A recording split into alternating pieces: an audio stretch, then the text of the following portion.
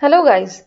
In the previous video, we saw what authorization and authentication mean in general. In this video, we'll look into how these details can be filled in Postman when making requests to any server. So let's move to Postman for that.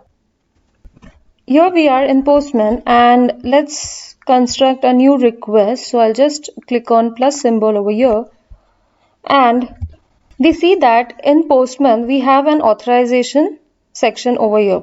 So if I click on it, the authorization section opens up. Now remember, I told you that many a times authorization and authentication terms are used interchangeably. Even in Postman, you see that though this section is called as authorization, it has everything needed for authorization as well as authentication. So on the left side, we see that there's a type section. In this, there's a drop down and we can select different types of authorization or authentication that we wish to apply for this request.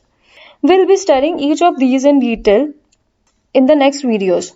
For now, just note that from here we select the type.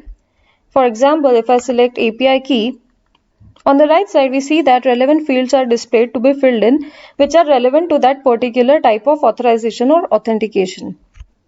If I change this to bearer token, we see that it is changing the values that we need to fill in. So basically this section allows us to fill in the details for any type of authorization and authentication easily. Now note that depending on the scheme of authorization and authentication that the server has implemented, the authorization data can be sent along with the request in different parts of the request. For example, it can be sent in body, or it can be sent in headers, or it can be also sent as part of parameters. The advantage that Postman gives us is that it automatically populates the relevant sections of the request whenever we select the type of authentication. So for example, when we have selected basic authentication, a header is automatically populated over here because in basic authentication, the authorization details go inside the header.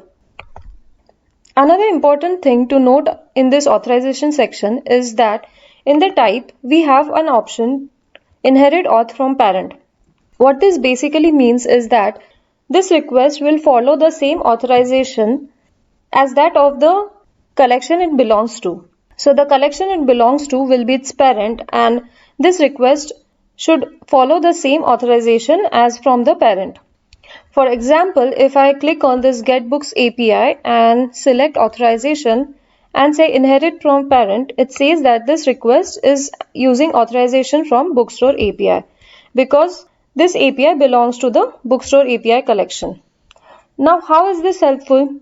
So usually all the endpoints in a particular API follow the same authorization and authentication standards.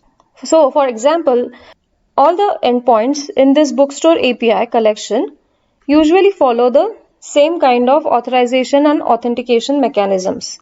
And while making collections, we tend to group such APIs together under one collection. This is when this option is helpful.